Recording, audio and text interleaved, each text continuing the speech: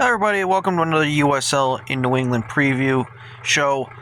The reason I'm doing another one of these is because I forgot to do the USLW final for Vermont Green. I forgot to do that in the preview that I did yesterday.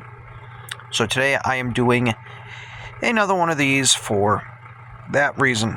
Now, it's a shame I forgot to do this because this is probably the game of the week. I don't know how I forgot to do this. Sorry, I don't know what the heck's going on there.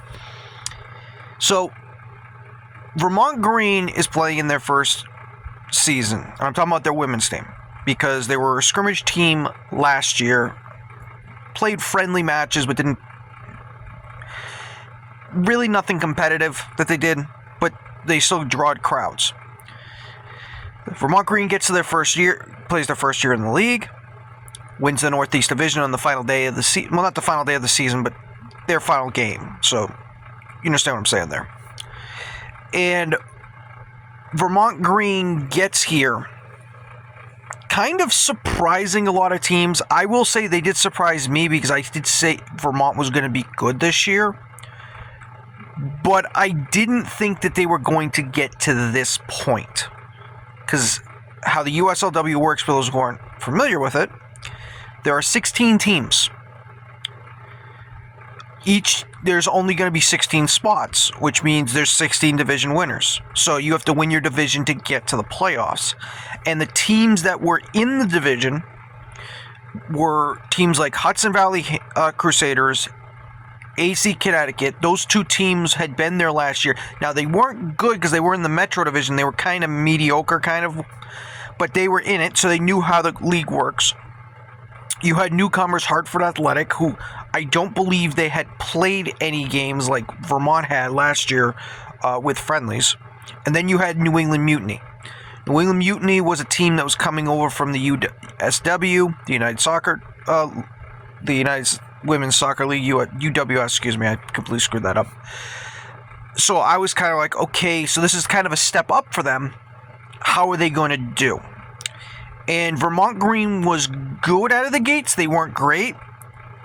Hartford Athletic was the team that seemed to be taking the division by storm because they were able to be very, very good defensively, but also have probably the best scoring offense at the time at the beginning of the season.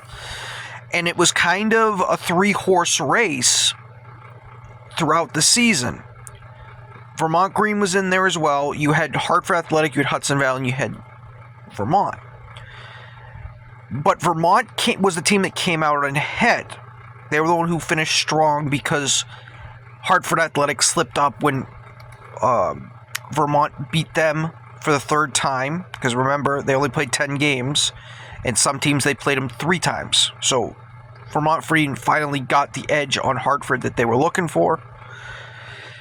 So that's because of that game, and then they won their last game of the year at New England Mutiny at Lusitano Stadium.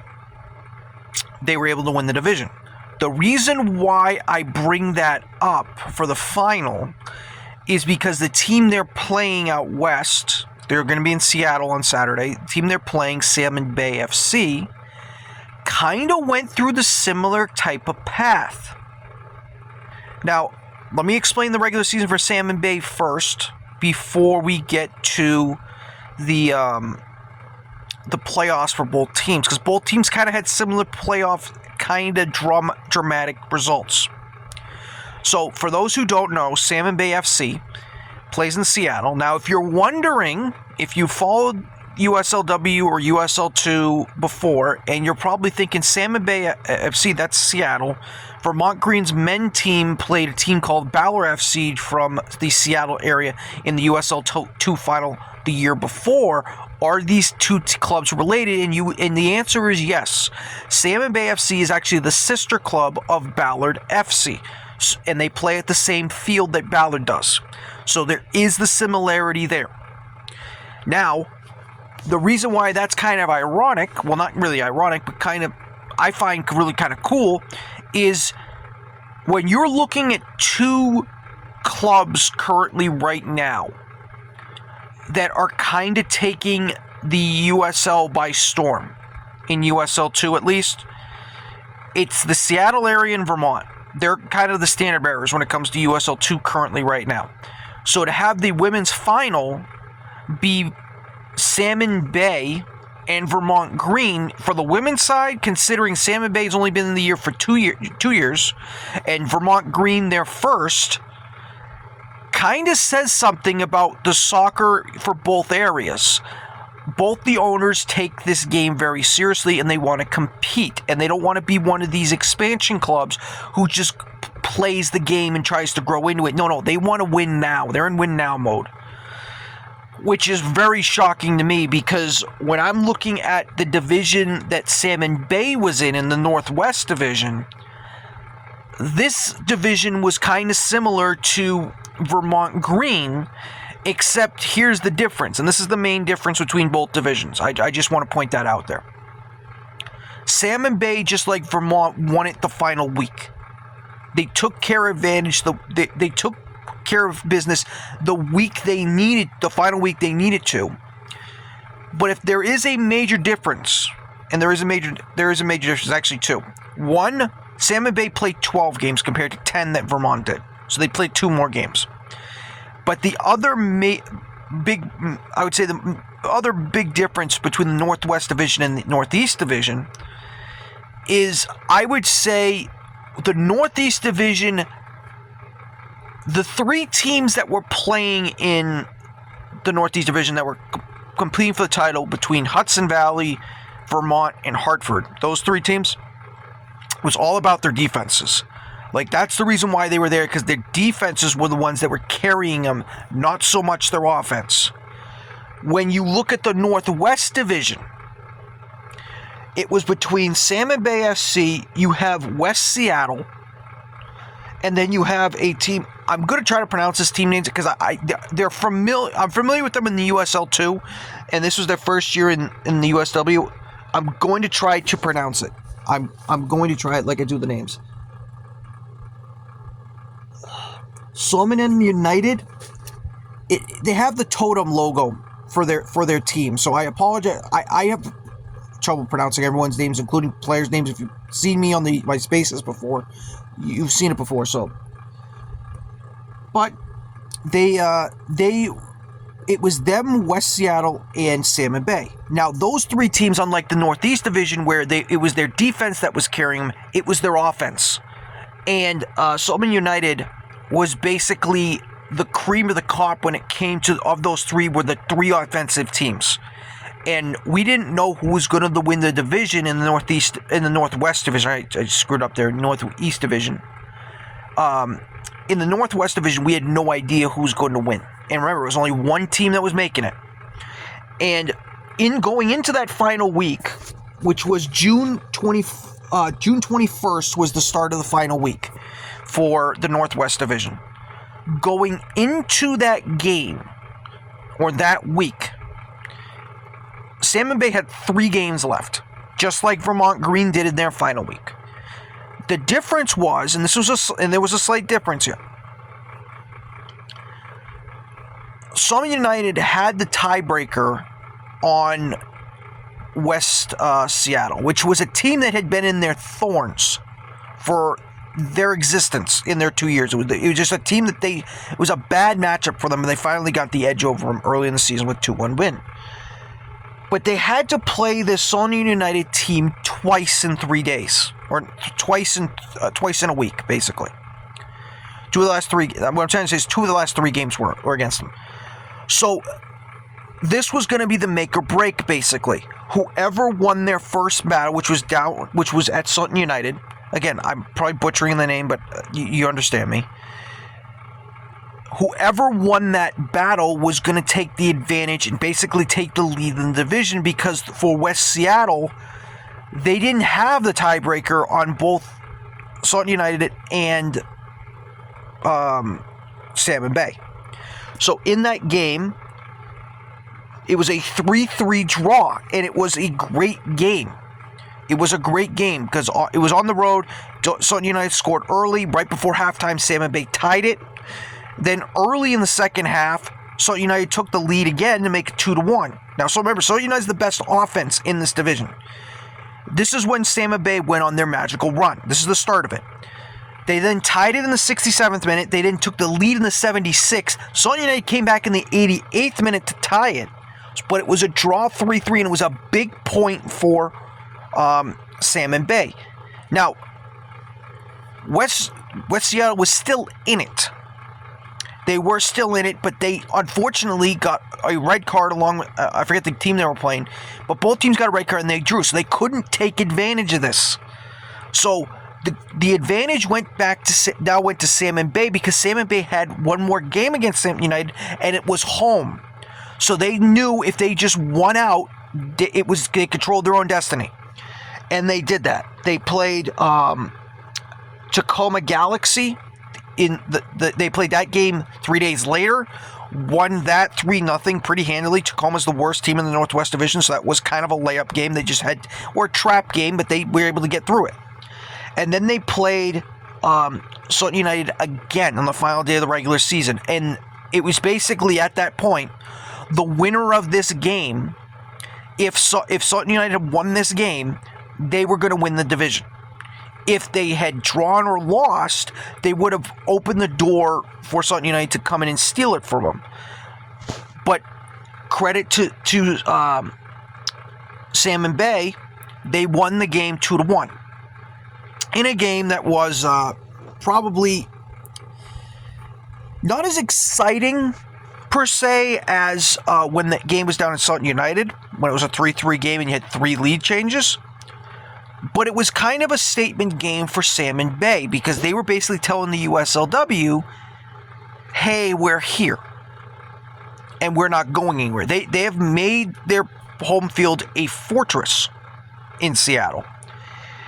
And when they were chosen to be the hosts, or one of the host pods, for the Western Conference, basically, I kind of figured that was going to be a tough place to play because Ballard had made that into a fortress in USL 2. And I was right, because the crowd showed up. If you're looking for a place that is kind of Virtue Field in the West, this comes close to it. Because unlike, and this is the one thing, the drawback that Virtue Field has. This is the one drawback. Virtue Field's crowd noise basically comes from one side of the pitch. It's that giant grandstand. When it comes to Salmon Bay, and you could throw Ballard FC in there as well, it's, how can I put this? It's not just one side. Again, Virtue Field's bleacher is bigger. But when you look at the game, when you're watching it, they try their best to surround the pitch. Now, I understand Vermont Green did that their final game, but I'm talking about normally. Like, they got fans all around the pitch.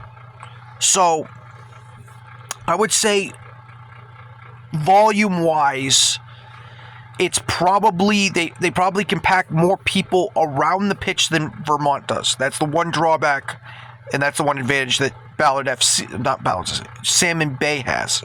Their sister and brother club. I keep screwing it up. My mistake there. But when you go to the playoffs, and this is what Vermont Green had to do too. Remember, Vermont Green had to play some beast as well. They played Long Island Rough Riders, who had the best offense in the league. They shut them out 3-0. Like, they made that game non-competitive. They completely shut down the defense. They then played Eagle FC, a team that had been to the semifinals, but hadn't won it. And they were a really good team, a much better defensive team than Long Island was, but they were still a formidable team. Vermont scored 2 quick goals in the first half, won the game 2-0, and went away. And then the game against Asheville that Vermont played was one of the 2 best defensive teams that were left. And Vermont Green got the only goal in the game. When you look at it and the reason why I bring up Vermont again is Vermont had clean sheets in all 3 of their games. Salmon Bay did the same thing, except a little differently. So their first game, they played a team called the Colorado Storm, who, just like Long Island and Eagle FC did. For Vermont, on Vermont side, they went 9 wins and 1 loss. So that team only played 10 games. They won that game in shootouts. 0-0, went 0-0 after 120, and then Salmon Bay won in a shootout. Now, that Colorado team had scored 56 goals and only conceded 5. So they were a very, very strong team.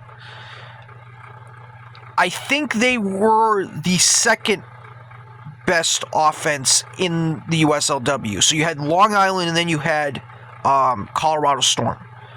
So technically Vermont and Salmon Bay, to give you another similarity between the two teams, on their path to get here, they played 2 of the best offenses and they beat them. They played clean sheets. I understand it went to pens for the Salmon Bay game. They still kept a clean sheet, which is impressive. Their second game they played was Capo FC, which was an undefeated team. 8 wins, 2 draws. Now, the team that they played was not as offensively gifted as Colorado, when they only scored 30 goals, but they did only concede 6. So it's another defensive juggernaut that they were going to be playing. They beat that team soundly 3-0. Like, that game wasn't competitive at all. They just took Capo and they basically shoved him in a locker. That's the best way to describe that game.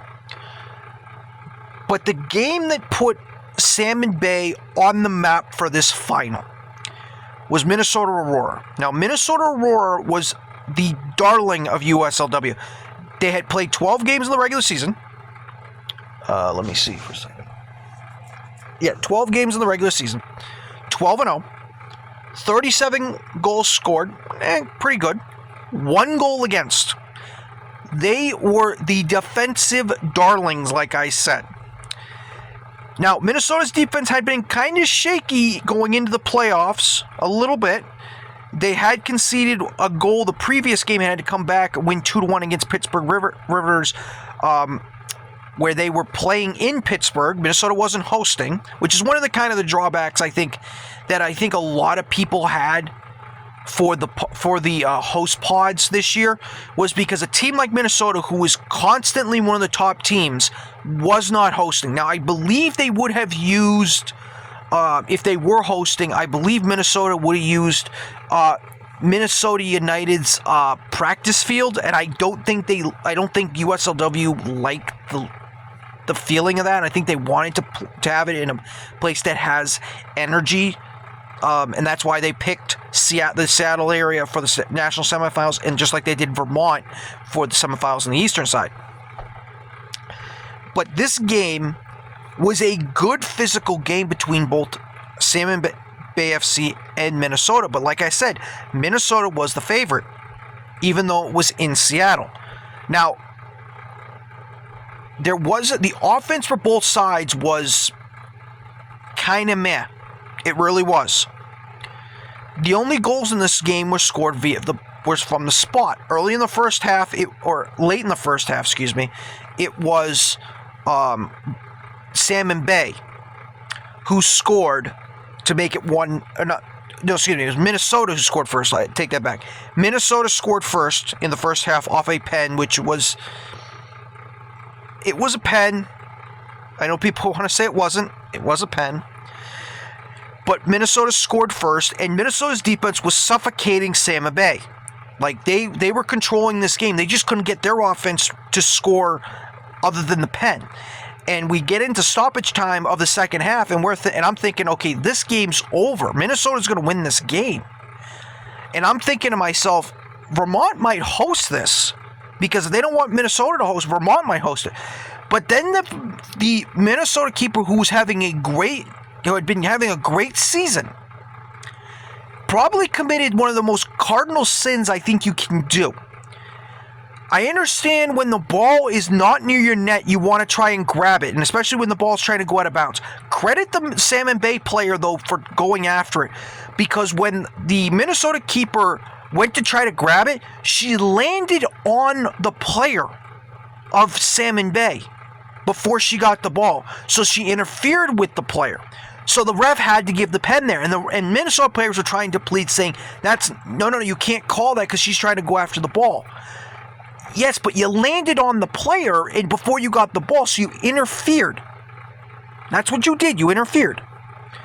So Salmon Bay gets a pen. And the Minnesota keeper almost made up for it. She dove the right way but couldn't make the save. So it's 1-1.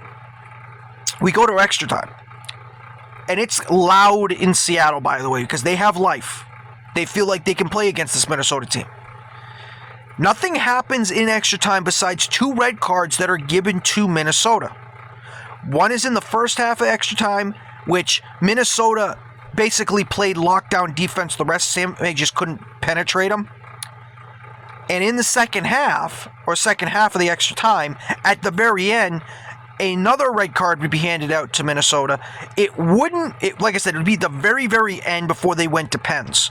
So even though Minnesota is down to nine ladies, and it's 11v9 in advantage of Salmon Bay, they don't really get advantage of that. It's just basically from the penalty spot that they're going to have that advantage. And that's kind of the reason here that I keep saying that. I'm rooting for Vermont. I keep thinking about them right now. Salmon Bay would win this game in pens because of very poor penalty taking by Minnesota. Like, I have to put Salmon Bay in as well. Both keepers took a pen in the first 5, completely missed both of them. Like, I don't know why they did it, to be honest with you. Like, it wasn't like they were playing for the win. They just randomly said, hey, I'm going to take this now. I believe both took it in the 3rd round, and both of them sucked at it. I know the announcer was talking about how the Minnesota keeper had done this before, playing for South Carolina in college. Yeah, no, that wasn't good at all. Both keepers, I don't want to see. I'm going to tell you one thing. Shippy, if you're taking a pen or you look at the Salmon Bay keeper and they miss it and you go, I'm going to take one, please don't. Please don't. That's all I'm saying. But this was a good game. Minnesota lost the game because they couldn't win from the penalty spot and because their keeper made a colossal error. So Salmon Bay is here.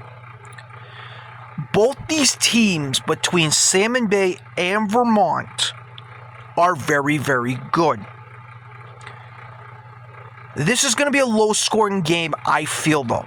That's what I personally feel watching this game. I understand I'm a novice when it comes to this stuff because this is the first year of USLW. Okay, I'm just a casual fan when it comes to this stuff.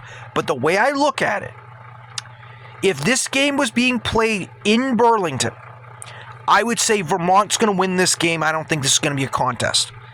With it being in Seattle, this is the first time Vermont Green has had to travel this far west. I don't believe they've ever traveled this far at all. I think the furthest they've traveled is probably Hudson Valley for a league game. So how are they going to experience? They're going to take the jet lag. And I understand, and before anyone goes, oh, jet lag, that's only when you're going west to east. You're still flying out that far for the first time. So how is that flight going to feel? That's the first thing. But the second thing is, both these teams have clutch genes in them. They do. They have clutch genes in them.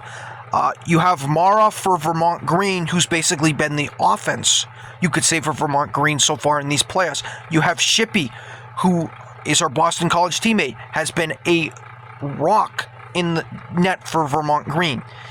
They're going to have to step up as well. But who's going to be that other factor for both sides? Because I have a feeling that whoever wins this game, it's going to come from someone who hasn't scored this playoff so far, who is kind of the not unforgotten player, but just someone who's like, you unsung hero. Like, that's what I think is going to happen. But Vermont, for the Vermont side, because again, I'm going to talk about this from the Vermont side because I talked about Salmon Bay for a lot. Vermont's going to have lockdown defense as well.